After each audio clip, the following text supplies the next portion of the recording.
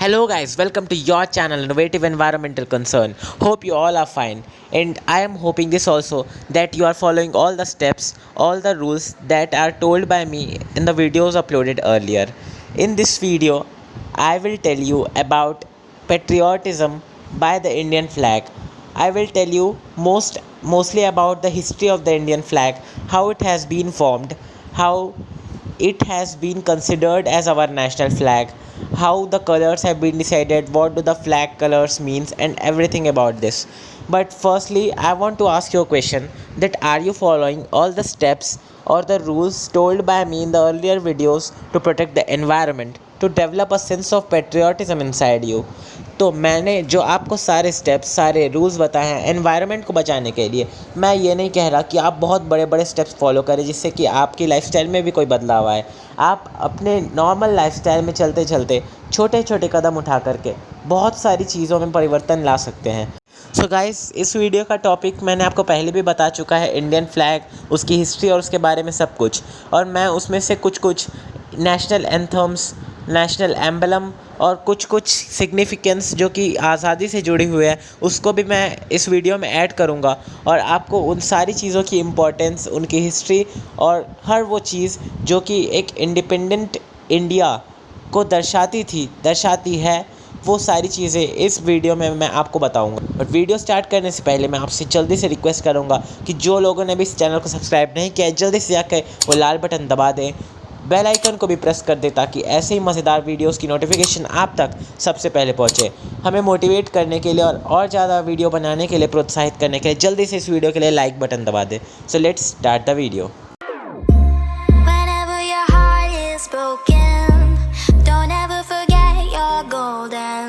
So friends, as you all know, today is India's 76th Independence Day, और भारत की journey before its independence to its 76th independence day means today बहुत ही ज़्यादा रोमांचक रही है। इंडिया ने बहुत सारे लॉसेस और बहुत सारे गेन्स इस पूरे जर्नी में फेस किए हैं, and this journey of India has proved that India is not only the country which keeps peace with every country, but India is the country which faces every situation boldly without any problems. India is the country which is a sovereign country and it can solve its own matters in its own people, among its own people.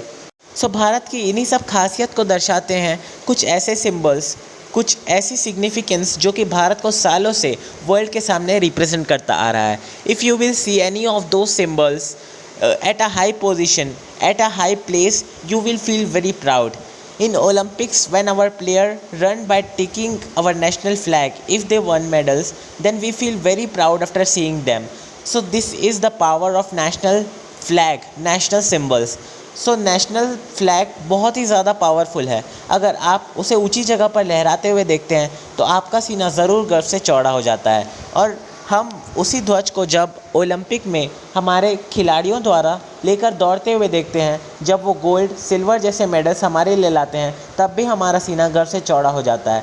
तो भारत का झंडा, भारत का ध्वज जो कि तिरंगा है, वो भारत के लिए बहुत ही ज़्यादा ज़रूरी है, और इसका भारत में क्या सिग्निफिकेंस है वो मैं आपको बताता हूँ।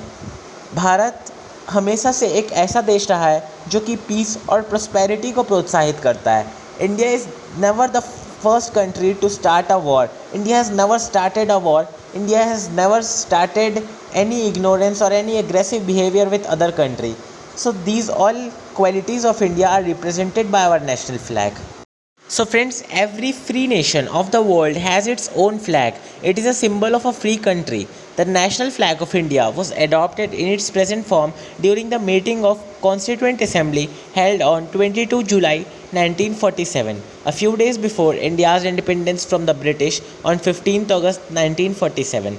तो हर फ्री नेशन का सिंबल ये होता है कि उसकी एक अलग नेशनल फ्लैग हो और वहाँ के लोग उस नेशनल फ्लैग को रिप्रेजेंट करते हों और उसकी रिस्पेक्ट करते हो। तो भारत का भी नेशनल फ्लैग कॉन्स्टिट्यूएंट असेंबली, जिसने कॉन्स्टिट्यूशन को ड्राफ्ट किया, उस असेंबली द्वारा एडॉप्ट किया गया था 22 जुलाई 1947 के दिन। तो 15 अगस्त जिस दिन हम भारत को आज़ादी मिली, उसके कुछ दिन पहले, कुछ महीने पहले 22 जुलाई को इंडियन फ्लैग, आज जो इंडियन फ्लैग है इन द करेंट स्टेट, वो अडॉप्ट किया गया था। इंडियन फ्लैग की फॉर्मेशन की भी बहुत बड़ी कहानी है। पहले मैं आपको कलर्स के बारे में बताता हूँ। In the national flag of India the top band is of saffron color, indicating the strength and courage of the country. The white middle band indicates peace and truth with Dharma Chakra. The last band is green in color, shows the fertility, growth and auspiciousness of the land. तो भारत का झंडा तो आप सब लोगों ने ज़रूर देखा है, तो इसके कलर्स जो होते हैं उसके अलग एक महत्व है, उसके अलग एक सिग्निफिकेंस है। सो फ्रेंड्स, जो पहला कलर नेशनल फ्लैग में होता है वो होता है सैफ्रॉन, जो कि कंट्री की स्ट्रेंथ और करेज को डिटरमाइन करता है, उन्हें रिप्रेजेंट करता है। वो ये इंडिकेट करता है कि इंडिया की सेना और इंडिया के सिटीजन्स बहुत ही ज़्यादा करेजियस हैं और उनमें बहुत ही ज़्यादा स्ट्रेंथ है। और फिर जो सैफ्रॉन के बाद जो कलर आता है मिडिल लेन में, उसका नाम है वाइट। वाइट कलर पीस और ट्रुथ को इंडिकेट करता है। भारत ने हमेशा पीस को सबसे ज़्यादा बढ़ावा दिया है। भारत ने कभी शुरुआत में किसी कंट्रीज़ से अग्रेसिव बिहेवियर नहीं किया है, ना ही किसी कंट्रीज़ के साथ वॉर चालू किया है। इसका मतलब वाइट कलर ये दर्शाता है कि भारत हमेशा से पीस और प्रॉस्पेरिटी को बढ़ावा देता है। उस वाइट कलर में हमें एक धर्म चक्र देखने को मिलता है, जिसे अशोक चक्र भी कहते हैं। उनमें 24 स्पोक्स रहते हैं और वो भी हमारे इंडिया के फ्रीडम फाइटर्स को दर्शाता है। फिर जो लास्ट है, the last band is green in colour which shows the fertility. Bharat की फर्टिलिटी, भारत की डेवलपमेंट और भारत की ग्रोथ को बताता है कि भारत कितना ऑस्पिशियस कंट्री है और ये कंटिन्यूसली डेवलप करता जा रहा है। अपने लोगों के साथ मिलकर भारत ने एक ऐसा मुकाम हासिल कर लिया है जिससे भारत हमेशा से एक बेहतरीन सुपर पावर बन सकता है। तो ये 3 कलर का सिग्निफिकेंस तो मैंने आपको बहुत बढ़िया से बताया, बट दो बीच में जो चक्र होता है जिसे अशोक चक्र बोलते हैं, क्या आपको पता है कि वो कहाँ से लिया गया था? उसे धर्म चक्र भी बोलते हैं। दिस धर्म चक्र depicted the wheel of law in the Sarnath lion capital made by the 3rd century BC Mauryan Emperor Ashoka. The chakra intends to show that there is life in movement and death in stagnation. तो ये जो चक्र है जिसे अशोक चक्र कहते हैं, वो महाराजा अशोक ने सारनाथ लॉयन कैपिटल में पहली बार 3rd century BC में बनवाया था, जिसे हमने अपने नेशनल फ्लैग में ऐड करके उनका मान बढ़ाया है और हमने उसे इस तरह से लिया है ताकि वो एक नेशनल फ्लैग में ऐसा मीनिंग क्रिएट करे जो कि लोगों को इंस्पायर करे। So guys, this was some information about Tiranga. But first I want to ask you a question that do you know who was Pingali Venkaiah? Who designed the flag of India?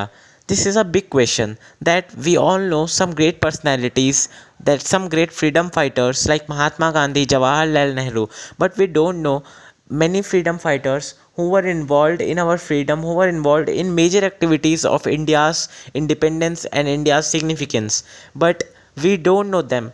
Their importance is not much in India. They are not famous in India. This is very unfortunate that they are not getting the positions they should get. We know only of certain privileged freedom fighters whom we think that we got independence because of them only, but there were lakhs of freedom fighters who sacrificed their lives and who sacrificed everything for the independence. And among these were Pingali Venkaiah, who designed the flag of India. The design of the flag of India that was first presented in 1921 to Mahatma Gandhi, leader of the All India Congress, was created by Pingali Venkaiah. It consisted of the colors associated with the two principles of religions, red for Hindus and green for Muslims. But I will like to give you a disclaimer that in older times, when the Indian flag was first presented in front of Mahatma Gandhi, the colors are considered for saffron for Hindus and green for Muslims. But now its significance has changed.